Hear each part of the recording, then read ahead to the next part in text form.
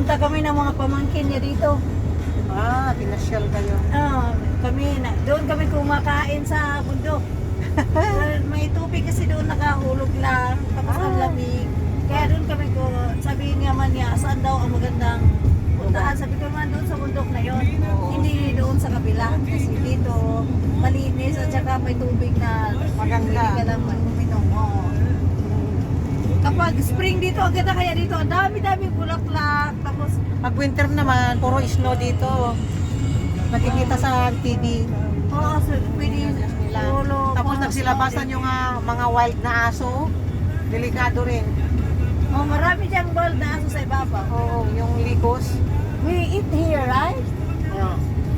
Here. Taberna. There? Yes, very nice. We eat here. Wow. His cousin. Good life.